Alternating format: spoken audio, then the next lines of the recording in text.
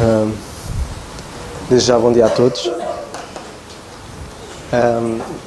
Tenho pelo menos intenções de continuar o tema que foi falado da última vez, acerca do batismo.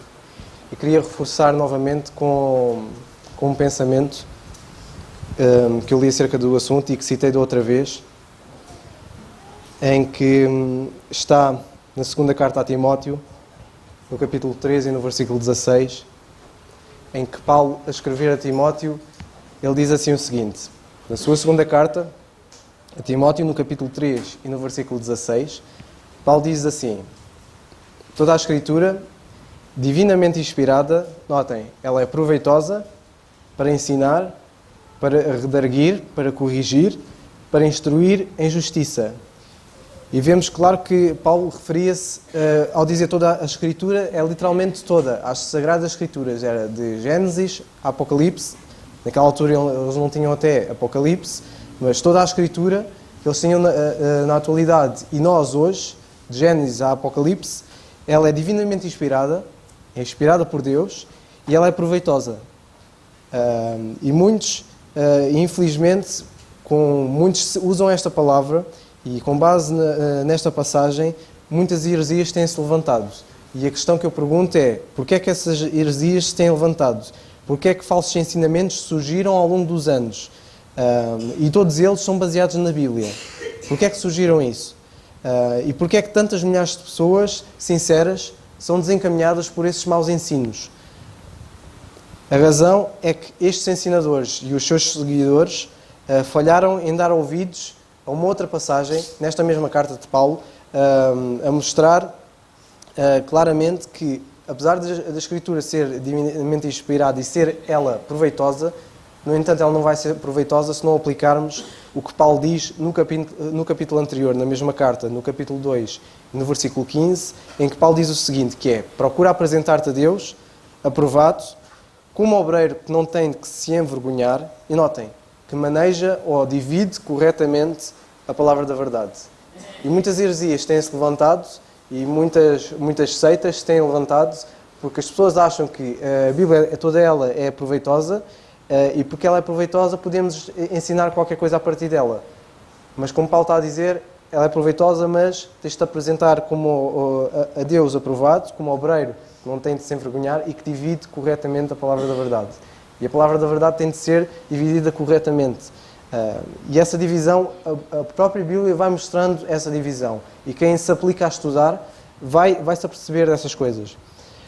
A Bíblia só pode ser proveitosa para nós se nós fizermos essa divisão, essa mesma divisão. E nós devemos justamente dividir a palavra da verdade pela simples razão de que, se não fizermos, nós podemos perverter a verdade atual e podemos pervertê-la e tornar algo bom em algo mau, em algo que é proveitoso para deixar de ser proveitoso.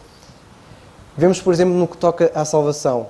Por exemplo, no Antigo Testamento eram necessários fazer sacrifícios de animais para a aceitação de Deus.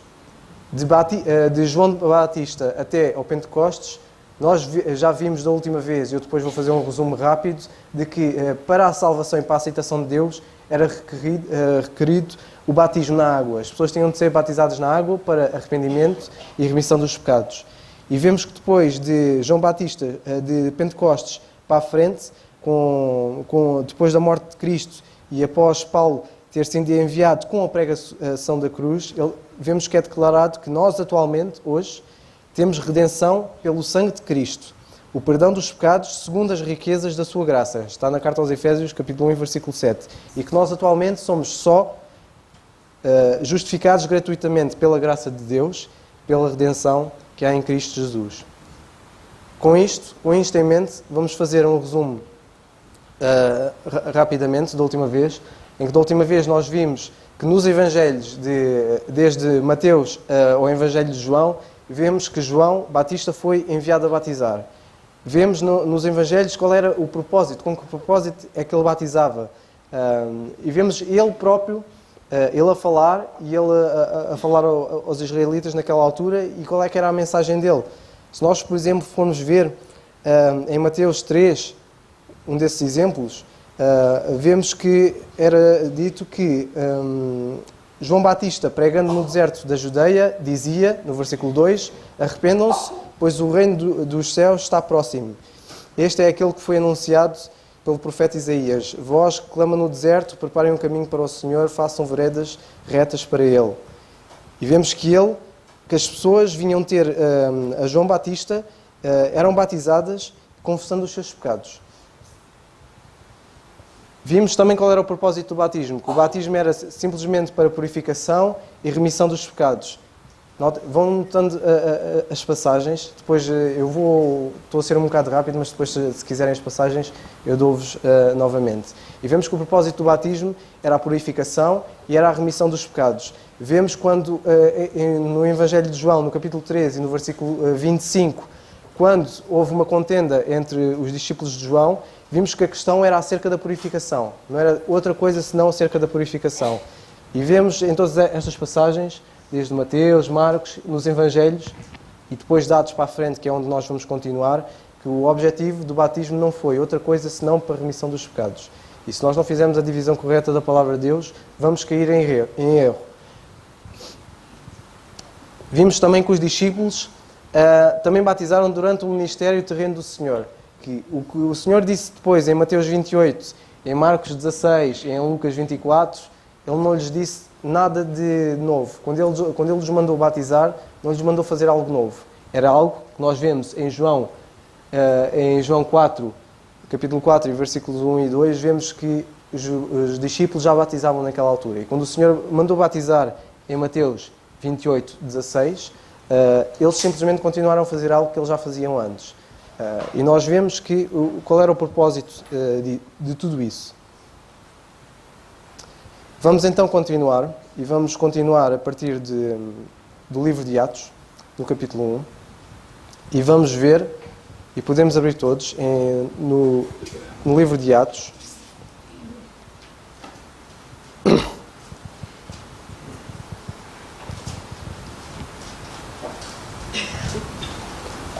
Livro de Atos, capítulo 1, versículo 4 a 8.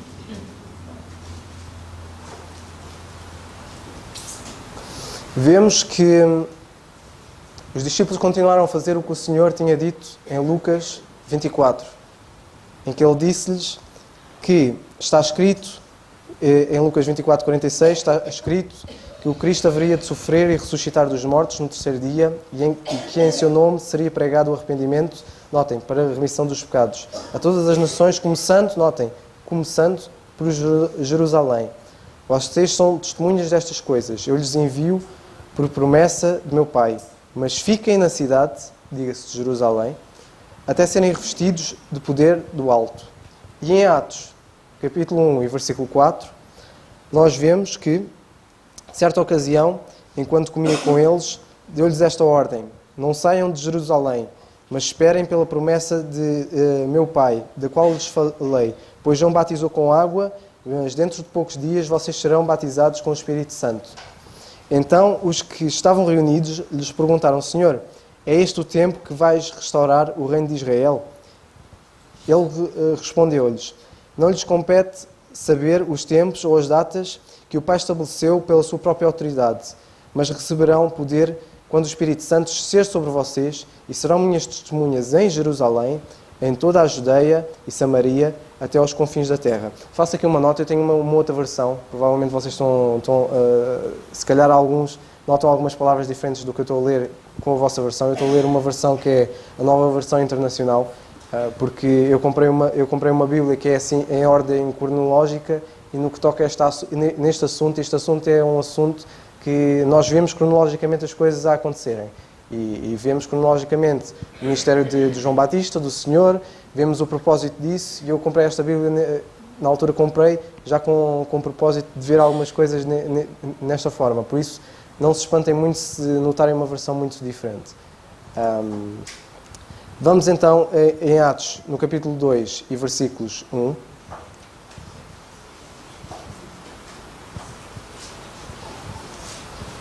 Atos capítulo 2, versículo 1 a 4, vemos que chegando o dia de Pentecostes, eles estavam reunidos num só lugar e que de repente veio do céu um som como de um vento muito forte e encheu toda a casa na qual estavam assentados. E viram o que parecia línguas de fogo que se separaram e repousaram sobre cada um deles.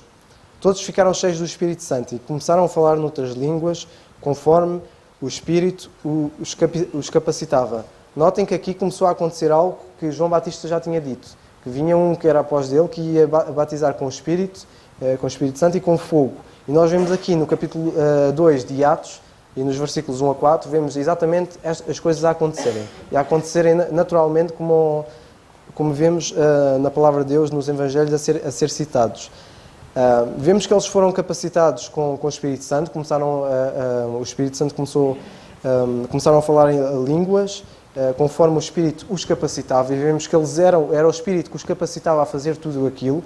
Não é por acaso que quando depois, no capítulo, sensivelmente capítulo 2, mas mais à frente, em que depois eles venderam tudo, e depois quando lemos a história de Ananias e Safira, que eles reteram parte daquilo que venderam, e que Pedro soube isso, não porque Pedro tinha uma capacidade de adivinhação, mas sim porque o Espírito o disse.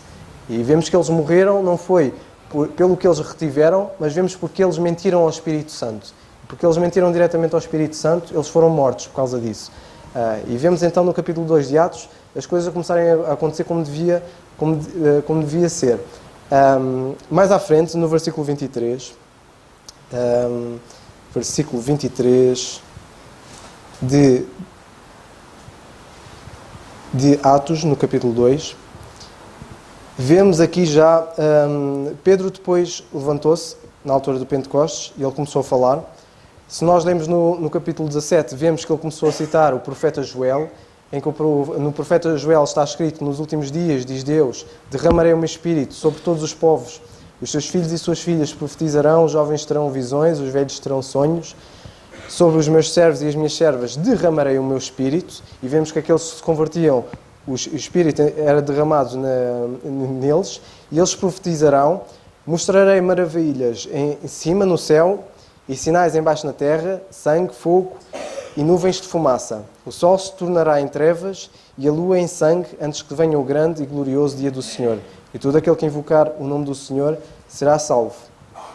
Vemos então ele a reforçar: israelitas, ouçam estas palavras. Jesus de Nazaré foi aprovado por Deus diante de vocês, por meio de milagres, maravilhas e sinais que Deus fez entre vocês por intermédio dele. Como vocês mesmos sabem, este homem, notem o que ele vai dizer a seguir, este homem lhes foi entregue por propósito determinado e pré-conhecimento de Deus. E vocês, com a ajuda de homens perversos, vocês pegaram nele, vocês mataram-no, pregando-o na cruz. Mas Deus o ressuscitou dos mortos, rompendo os laços da morte, porque era impossível que a morte o retivesse. A respeito dele, disse David, e ele continua. Nós, ao olharmos esta passagem, vemos que a mensagem de Pedro, quando se levantou, não é uma mensagem como nós falamos hoje. Nós hoje, quando falamos de Jesus Cristo, nós não dizemos que este homem que lhes foi entregue por propósito determinado e pré-conhecimento de Deus, vocês, com a ajuda de homens perversos, vocês o mataram e o pregaram na cruz. A nossa mensagem não é essa. A mensagem de Pedro aqui, vemos uma mensagem de acusação, e ele está a acusar diretamente os israelitas. Notem que ele no versículo 22 ele diz: israelitas, vocês pegaram no Cristo, vocês pregando, com a ajuda de homens perversos, vocês mataram-no, pregando-o na cruz. Esta é uma mensagem acusatória. É diferente do que nós falamos hoje e do que nós pregamos hoje. Nós hoje, a mensagem da cruz é uma mensagem de esperança. É uma mensagem de vida, não é de morte diretamente. E é uma boa notícia. Enquanto aqui Pedro era uma má notícia, eles terem morto o Senhor Jesus Cristo e terem pregado na cruz, nós hoje não, é uma boa notícia. A mensagem da cruz hoje é uma mensagem de esperança, em que nós falamos hoje que por meio da morte e da crucificação do Senhor Jesus Cristo, nós hoje temos redenção dos nossos pecados. Simplesmente por isto. É uma mensagem de esperança, ao contrário da mensagem de Pedro. Só que já há uma diferença, já há algo diferente. E vemos que é importante fazer estas diferenças. E se toda a Escritura é divinamente inspirada, ela é proveitosa, se nós não fizermos a divisão correta, vamos confundir, por exemplo, esta diferença. Vamos pegar em Atos 2 e vamos dizer que aquela mensagem ali é mensagem para hoje. Não é mensagem para hoje. Aquela mensagem é uma mensagem de acusação. Eles tinham-se de arrepender e tinham de ter os seus pecados perdoados para o Senhor vir reinar. Vamos então continuar no versículo 37, em que depois os israelitas, ouvindo esta mensagem de acusação, eles perguntam a Pedro, e eles dizem assim, quando eles ouviram isto, no versículo 37, eles ficaram aflitos em seu coração. Eles perguntaram a Pedro aos outros, irmãos, o que é que havíamos de fazer? Só esta pergunta mostra que a mensagem é diferente. Que Pedro estava a acusá-los e eles aflitos no seu coração com esta mensagem tão forte, uma mensagem acusatória a dizer a culpa é vossa, vocês mataram o príncipe da vida, a culpa é vossa, e vemos eles a perguntarem a Pedro, irmãos, o que é que nós havemos de fazer? E Pedro diz, arrependam-se, e notem que a mensagem o que ele diz não é diferente do que o Senhor disse para eles fazerem, que era, arrependam-se, cada um de vocês seja batizado em nome de Jesus Cristo, notem para quê? Para perdão dos pecados, e receberão o dom do Espírito Santo. Pois a promessa, notem que a promessa é para vocês, para os seus filhos e para todos os que estão longe, para todos os quantos o Senhor, nosso Deus, os chamar.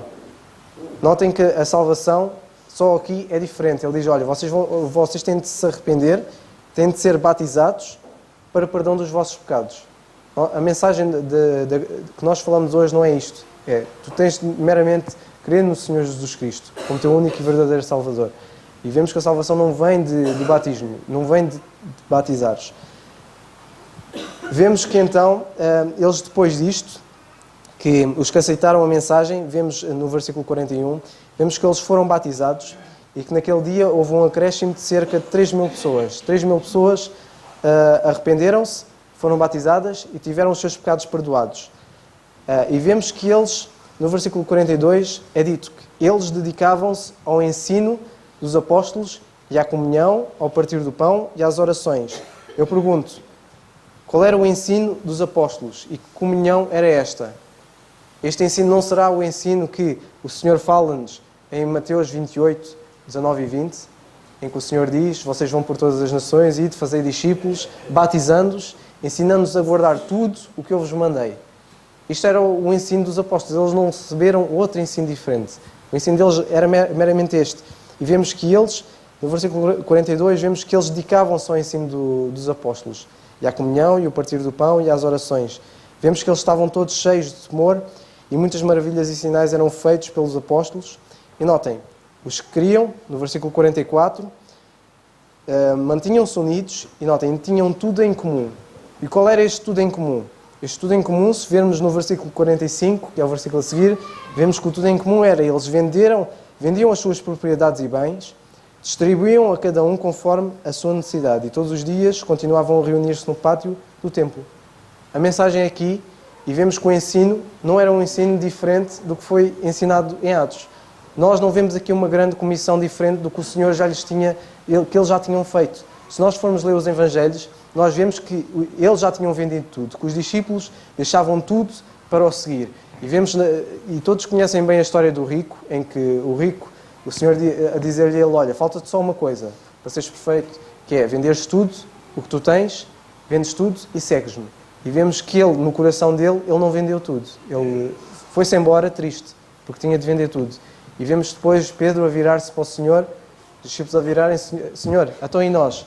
Nós que deixámos tudo para te seguir, o que é que vai ser de nós? E depois vemos o que é que o Senhor diz a seguir. Por isso a mensagem daqui não é diferente. O que está aqui, este cenário não é um cenário diferente dos Evangelhos.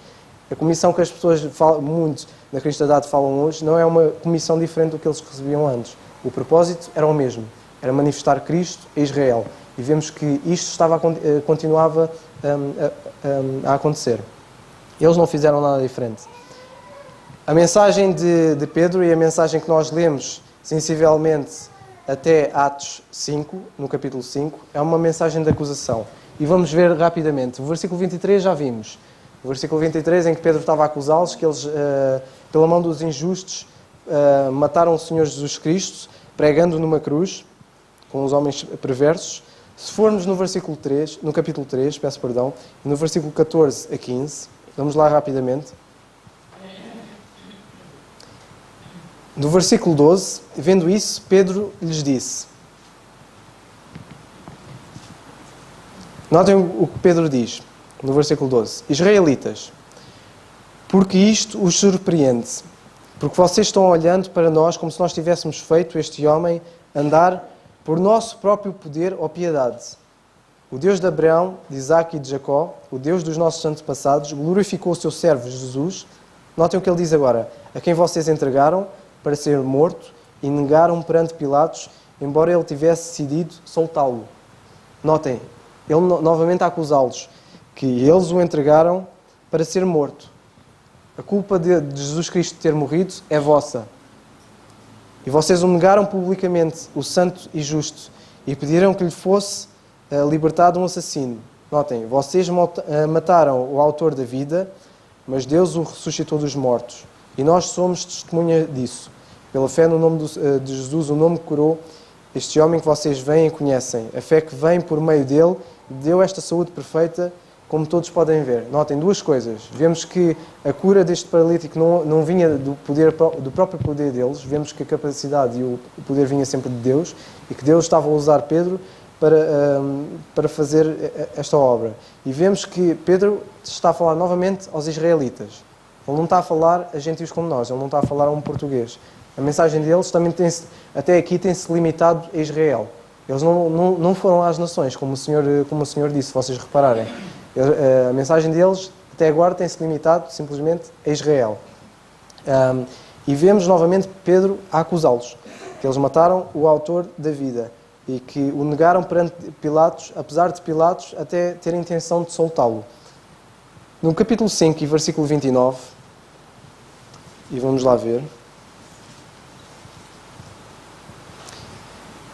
No versículo 29 a 31, vemos novamente uma mensagem de acusação. Vemos que Pedro e os outros apóstolos responderam: é preciso obedecer a Deus, antes a Deus, do que aos homens.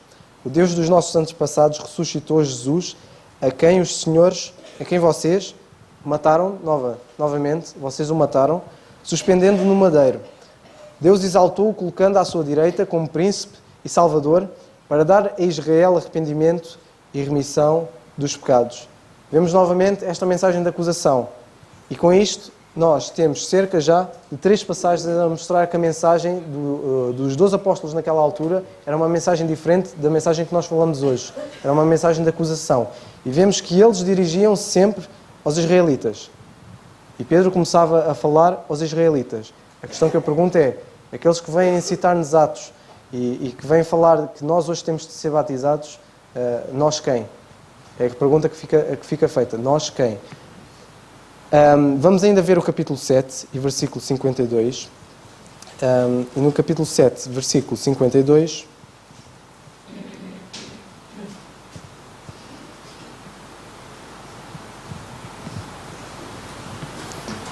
Versículo 51. Povo rebelde, obstinado de coração e de ouvidos. Vocês são iguais aos vossos antepassados. Sempre resistem ao Espírito Santo. Qual dos profetas de seus antepassados não perseguiram? Eles mataram aqueles que prediziam a vinda do justo, de quem agora vocês se tornaram traidores, e notem, e assassinos. Vocês que receberam a lei por intermédio de anjos, mas não lhe obedeceram. E vemos que no versículo 54, eles ao ouvirem isto, eles ficaram furiosos. Ficaram furiosos com esta mensagem de acusação. E vemos que esta mensagem teve várias reações. E uma delas foi de acusação, e vemos que eles depois pegaram em Estevão e mataram-no. Depois de ouvir esta mensagem tão rigorosa, tão dura. E vemos que a mensagem, mais uma vez, era uma mensagem de acusação. Não era uma mensagem de salvação. Vemos que a mensagem de salvação era eles tinham de arrepender, tinham de ser batizados para terem os seus pecados perdoados. Nada tem diferente até aqui. E a mensagem tem sido sempre a mesma. Vemos também que Filipe, a pregar e a batizar, vemos o caso dele em Atos, no capítulo 8, versículo 5 e 12, ele a batizar o eunuco, o eunuco estava a ler uma passagem de Isaías, e vemos que Filipe depois chegou-se ao pé dele e perguntou: olha, entendes tu o que lês? E ele diz: olha, eu não entendo se alguém não me explicar. E vamos ver no capítulo 8 e versículo 26, deixa-me ver. Um anjo do Senhor disse a Filipe: vai para sul, para a estrada deserta que desce de Jerusalém até Gaza. Ele levantou-se e partiu, e no caminho ele encontrou um eunuco etíope, um oficial importante, encarregado de todos os tesouros de Candace, a rainha dos etíopes. Esse homem viera a Jerusalém para adorar a Deus. E de volta para casa, sentado na sua carruagem, ele lia o livro do profeta Isaías. E o Espírito disse a Filipe: aproxima-te daquele carro. Então Filipe correu para a carruagem e viu o homem lendo o profeta de Isaías, e ele pergunta-lhe: entendes tu o que lês? E ele responde: como é que eu posso entender se alguém não me explicar? Assim ele convidou Filipe para subir e sentar-se ao seu lado. E o eunuco estava a ler esta passagem das Escrituras. Ele foi levado como ovelha para o matadouro, e como cordeiro mudo diante do tosqueador, ele não abriu a sua boca. Em sua humilhação foi privado de justiça. Quem pode falar dos seus descendentes? Pois a sua vida foi tirada da terra. E o eunuco perguntou a Filipe: olha, diz-me, de quem é que o profeta está a falar? Ele está a falar de si próprio ou está a falar de outro? Então Filipe, ele começando com aquela passagem das Escrituras, ele anunciou-lhes as boas novas de Jesus. E prosseguindo pela estrada, eles chegaram a um lugar onde havia água, e o eunuco disse-lhe: olha, há aqui água, o que é que me impede a mim de ser batizado? Notem o que é que Filipe diz. Filipe não lhe diz se tu já estás salvo. Se tu já estás salvo, podes ser batizado. Ele não diz isso. Ele diz assim: olha, tu crês de todo o teu coração. E o eunuco disse: eu creio que Jesus é o Filho de Deus. Nós não vemos Filipe a perguntar-lhe e a procurar ter a certeza de que o eunuco estava salvo para ser batizado. Isto mostra-nos que o batismo hoje não é para testemunho, nem é para pessoas que já estão salvas. Muito pelo contrário. É para pessoas que vão ser salvas. E vemos, no caso de Filipe, ele a ter a certeza de que o eunuco tinha percebido a mensagem e que ele tinha querido.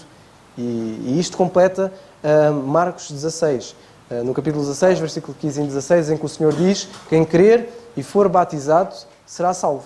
E vemos aqui a acontecer, ele a perguntar ao eunuco: se tu crês e crês de todo o teu coração, e ele dizer: eu creio que Jesus é o Filho de Deus. E ele, ao crer que Jesus é o Filho de Deus, nós vemos a seguir que assim deu ordem para parar a carruagem. O Filipe e o eunuco desceram à água, não desceram só eles os dois. Mais uma vez mostra que o batismo não é para testemunho, porque só desceram duas pessoas, e a primeira já tinha querido que Jesus era o Filho de Deus. O outro era o pregador.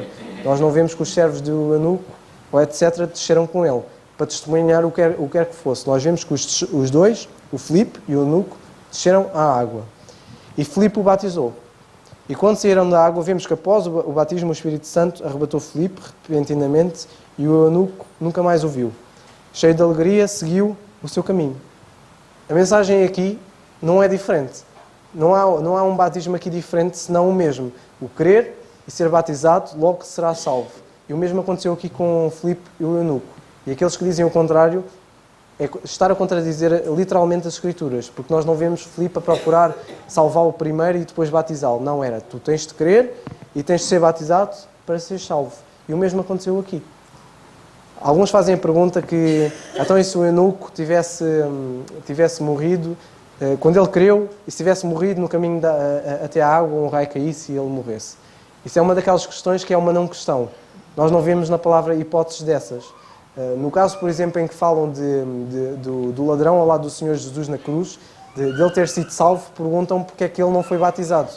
E a resposta é óbvia. Ele tinha o Senhor ao lado. Ele não precisava de crer e ser batizado quando ele tinha o Salvador ao lado. Nós temos de perceber que é o Senhor é que salva, não é o batismo em si. Nós vemos o crer e o ser batizado uma ordem do Senhor porque o Senhor não estava. E vemos que no caso do ladrão, o ladrão foi salvo porque tinha diretamente o Senhor ao lado. E se é o Senhor que salva, o Senhor o salvou. E vemos aqui o crer e ser batizado como uma norma. E uma norma a ter de seguir. E nós vemos que aqueles que creram e foram batizados, eles não morreram no caminho. Enquanto creram, iam ser batizados e não morreram pelo caminho. Nós não vemos na palavra cenários disso a acontecer.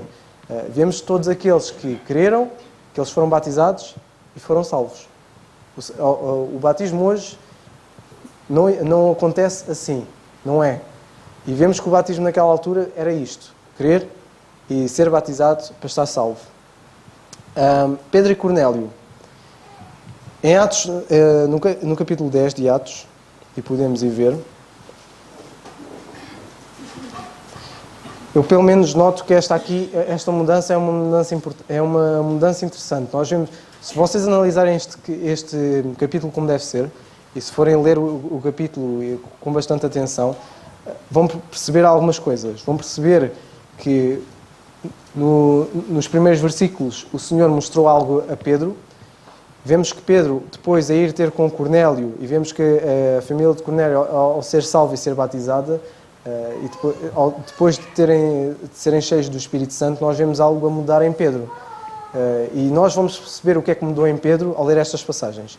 Porque depois Pedro, quando fala com Cornélio, a partir do versículo 28 e 29, e nos versículos 33 e 43, 34 a 43, vemos ele a dizer coisas interessantes.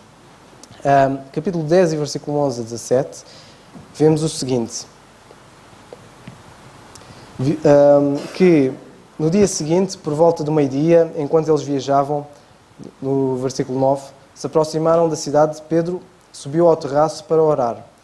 E Pedro tinha fome e queria comer. E enquanto esta refeição estava a ser preparada, ele caiu e viu o céu aberto, algo semelhante a um grande lençol que descia à terra, preso pelas quatro pontas, contendo toda a espécie de quadrúpedes, bem como de répteis da terra, aves do céu. Então uma voz veio e disse-lhe: Pedro, levanta-te, mata e come. E Pedro respondeu: de modo nenhum, Senhor, eu jamais comi alguma coisa impura ou imunda.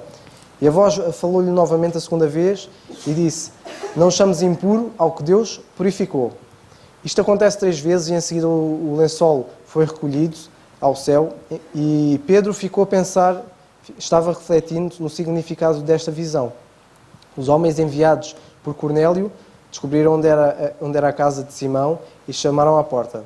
Vemos sensivelmente no versículo 1 acerca da história de Cornélio, em que Cornélio estava atemorizado quando o anjo lhe apareceu e que o anjo diz que, olha, Cornélio, as tuas orações e esmolas subiram como oferta memorial diante de Deus. Agora manda um dos teus homens a Jope para trazerem um certo Simão, também conhecido por Pedro, que está hospedado na casa de Simão, o curtidor, que fica perto do mar. Esta história de Pedro e Cornélio é uma história interessante, pelo que vamos ler a partir do versículo 28 a 29. Nós depois vermos de Cornélio estar a orar e aparecer um anjo e dizer: olha, tu vais mandar alguém à casa de Simão, o curtidor, para mandar vir Pedro, para ele ir ter contigo. No cenário seguinte, nós vemos Pedro a ter uma visão e o Senhor a dizer a ele para ele comer algo que para ele era imundo, porque era Deus que tinha purificado isso. E vemos Pedro a recusar-se. Depois vemos, neste caso, o empregado a ir ter à casa de Simão e a chamá-lo. E vemos no versículo 28...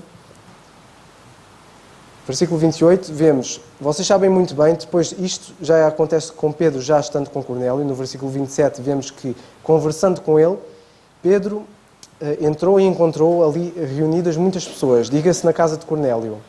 E notem o que é que Pedro diz a Cornélio e àquelas pessoas. Vocês sabem muito bem que é contra a nossa lei um judeu associar-se a um gentio ou mesmo visitá-lo. Notem que Pedro está ali a dizer: olha, não me é lícito, a mim é proibido, a mim, um homem judeu, estar com vocês. Eu não posso estar com vocês. A questão que eu coloco aqui é: porque é que ele não podia estar com eles se o Senhor mandou-os ir às nações? Esta questão fica no ar, para pensarem. Porque é que Pedro diz a eles: eu, sendo um homem judeu, é contra a nossa lei associar-me a um gentio? E notem que Pedro diz isto, mas nós depois vemos em Gálatas Paulo a repreendê-lo por ele estar a fazer exatamente o contrário do que ele estava a fazer aqui. A questão que eu coloco, uma outra questão que eu coloco é: não houve algo que mudou em Pedro? Como é que Pedro diz isto a Cornélio, que ele não era lícito para ele estar com um homem gentio, e depois em Gálatas nós vemos Paulo a repreendê-lo por ele não ser coerente, pela incoerência dele? O que é que mudou em Pedro? Houve algo que começou a mudar em Pedro. E esse algo, de facto, começou a mudar. Nós vemos depois também no versículo 34 a 43, novamente, Pedro começou a falar: agora percebo verdadeiramente, notem, depois deste cenário, Pedro diz que agora percebeu verdadeiramente que Deus não trata as pessoas com parcialidade, mas de todas as nações aceita todo aquele que o teme e que faz o que é justo. Vocês conhecem a mensagem enviada por Deus ao povo de Israel. Ele não diz: vocês conhecem a mensagem de Deus enviada a vocês. Enviada ao povo de Israel, que fala das boas novas de paz por meio de Jesus Cristo, Senhor de todos. Sabem o que aconteceu em toda a Judeia, começando na Galileia, depois do batismo que João pregou, como Deus ungiu Jesus de Nazaré com o Espírito Santo e poder, e como ele andou por toda a parte fazendo bem, curando todos os oprimidos pelo diabo, porque Deus estava com ele. Notem o que ele diz, nós somos testemunhas de tudo o que ele fez na terra dos judeus e em Jerusalém, onde o mataram, notem ele novamente a acusar, onde o mataram, suspendendo-o no madeiro. Deus, porém, ressuscitou-o no terceiro dia e fez com que ele fosse visto. Notem, não por todo o povo, mas por testemunhas que ele designara de antemão, por nós que comemos e bebemos com ele depois que ressuscitou dos mortos. Notem o que ele diz agora no versículo 42. Ele mandou-nos a nós, aos 12, pregar a quem? Pregar ao povo. E testemunhar que foi a ele que Deus constituiu juiz de vivos e de mortos. Todos os profetas dão testemunho dele, de que todo aquele que nele crê recebe o perdão dos pecados mediante o seu nome. Novamente, porque é que Pedro não saiu de Jerusalém, nem os 12? Porque é que eles não saíram de lá? Porque é que a mensagem deles limitou-se simplesmente ao povo de Israel? Nós vemos ele dizer novamente que ele mandou-os pregar ao povo. Ele está a contradizer literalmente o que o Senhor disse. Olha, vocês vão a todas as nações. Mas se nós complementarmos a palavra de Deus, vemos o Senhor dizer, olha, vocês vão, mas vão começar por Jerusalém. E não vemos eles a saírem de Israel. E não vemos eles a irem aos gentios. Pelo contrário, nós ao vermos esta história de Pedro e Cornélio, vemos uma mudança de Pedro. Pedro a dizer a Cornélio que não era lícito para ele estar com um gentio, mas depois vemos que ele percebeu verdadeiramente que Deus não faz acepção de pessoas. E vemos o coração de Pedro a começar a mudar. E vemos que o Deus não fazer acepção de pessoas, o cenário começou a mudar. E depois nós vamos vendo, lendo a história, e vamos percebendo que através do apóstolo Paulo, que Deus levantou o apóstolo Paulo com uma mensagem completamente diferente, uma mensagem que não inclui Israel, pelo contrário, inclui ao mesmo nível que os gentios, e que a mensagem era: crê em Senhor Jesus Cristo e serás salvo. Meramente isso. E nós vamos percebendo que aquilo que era da lei, nomeadamente o batismo, aquilo que era requerido para a salvação, começou a ser abolido. E depois, numa outra vez, vamos começar a perceber que Paulo, assim como Paulo foi salvo na mesma época que eles, que Paulo também foi batizado, vemos que Paulo também batizou, e ele diz isso, que eu também batizei. Vemos depois as coisas, o cenário a começar a mudar. E isto vai ficar para uma próxima. Mas pelo menos aqui já ficamos com uma visão geral de que em Atos, até ao capítulo 10, 11, onde nós estamos, vemos que a mensagem sempre foi a mesma, e o batismo sempre foi requerido com o mesmo propósito. Sempre foi para a salvação. E uma outra coisa que não sei se repararam, que é, todas as passagens que eu citei, excluindo Atos 10, o batismo do gentio, nós vemos que todos aqueles que batizaram eram judeus. Não sei se vocês repararam nisso, mas em casa leiam. Se quiserem as passagens, eu dou-vos as passagens. Mas se vocês repararem, não houve um gentio a batizar. Nós não lemos um gentio a batizar. Vemos a circuncisão e a mensagem a permanecer dentro da circuncisão. E vemos aqueles que batizavam eram da circuncisão, eram israelitas. Nós não vemos um gentio a batizar. Muito pelo contrário. A única coisa que vimos foi Cornélio a ser batizado. Mas nós não vamos ler que Cornélio tenha batizado alguém. Simplesmente ele é que foi batizado. Só esta questão fica uma outra questão. Porque é que vocês, gentios, que andam por aí a batizar, porque é que vocês, gentios, batizam? Nós até aqui não lemos em Atos que um gentio tinha batizado. Sempre foi israelitas a batizarem outros israelitas. E vemos no caso de Cornélio as coisas até começarem a mudar. E vemos pelo menos Atos 10 para a frente, vamos ver coisas a começarem a mudar. E se lerem as cartas de Paulo, vamos ver outras coisas também a começarem a mudar. Por exemplo, vemos as pessoas que eram cheias do Espírito Santo, falavam línguas, faziam milagres, mas depois nas cartas de Paulo, vemos Paulo a dizer a Timóteo: olha, tu não bebas só água, bebe também um pouco de vinho para o teu estômago e para as tuas constantes enfermidades. E ele não diz a Timóteo: olha, venha um pastor para ele pôr as mãos, ou alguém que tenha o Espírito Santo para impor-te as mãos e curar-te. Ele não diz isso, porque as coisas começaram a mudar. Este do batismo é importante, porque o batismo que era requerido para a salvação era uma ordenança. Notem que o Senhor, ao dizer quem crer e for batizado, Ele está a dar uma ordem, e vemos que isso começou a ser abolido. Mas vamos ver isso numa próxima e que o Senhor nos abençoe. Se quiserem as passagens, eu dou-vos as passagens e em casa analisem. E vão perceber que, comparando Escritura com Escritura, e que todo o contexto, o batismo não era para outra coisa senão para perdão e remissão dos pecados. Que o Senhor nos abençoe.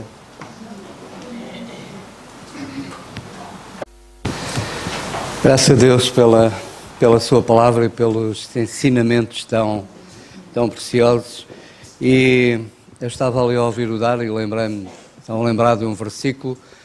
Nós estamos a estudar a carta aos Colossenses, e estamos no capítulo 2, e estava a lembrar do versículo 8, que já foi referido e estudado à quarta-feira, quando o apóstolo diz: tende cuidado, para que ninguém vos faça presa sua por meio de filosofias, vãs subtilezas, segundo a tradição dos homens, segundo os rudimentos do mundo, e não segundo Cristo. Tende cuidado. Essa deve ser a nossa atitude, tende cuidado, examinar as Escrituras, fazer como os crentes de Bereia. Até mesmo, depois de ouvirmos o Dário, vamos analisar. Cada um de nós analisa as Escrituras e veja se de facto é assim. Portanto, o alerta do apóstolo: tende cuidado. A confusão religiosa é muito grande. A confusão é muito grande. Por isso temos de ter muito cuidado para não sermos presos por falsos ensinamentos, por coisas que são do homem e não de Deus. Portanto, que o Senhor nos ajude a entender com clareza a palavra de Deus e podermos anunciar a palavra de Deus com toda a clareza, principalmente o plano da salvação. Tem que ser apresentado com toda a clareza, conforme a vontade de Deus, para que os homens não errem e possam, de facto, aceitar o Senhor Jesus conforme as Escrituras e não conforme os ensinamentos dos homens, nem conforme as tradições, mas conforme a palavra de Deus. Portanto, graças a Deus pelo Dário, que o Senhor o continue a usar e que de facto cada um de nós seja despertado para estudar as Escrituras. Vamos ficar de pé e vamos terminar com a oração. Senhor nosso Deus e Pai, nós te agradecemos por este tempo na tua presença, este tempo, na verdade, Senhor, em que tu nos falastes, e nós te agradecemos pela tua palavra, te agradecemos pelo teu servo, pela sabedoria que lhe tens dado e pelo interesse dele, pela vontade dele em conhecer de facto a tua vontade. Senhor, continua, pois, a usá-lo e, Senhor, que cada um de nós tenha também o desejo de conhecer verdadeiramente a tua palavra e possa, de facto, andar neste mundo, mas andar dignamente na tua presença e ajudando este mundo a conhecer verdadeiramente quem é o Salvador e que possa, na verdade, entender que é do Senhor Jesus Cristo que precisa e que precisa de crer nele e que precisa de compreender que, de facto, é o sangue de Jesus que nos lava e purifica de todo o pecado. Senhor, agradecemos, pois, por este tempo na tua presença, mas queremos continuar ao longo deste dia a andar na tua presença. E, Senhor, continua a falar aos nossos corações e que através de nós possas falar a outros. O pedimos no nome e para a glória do Senhor Jesus. Amém. O culto já terminado, irmãos.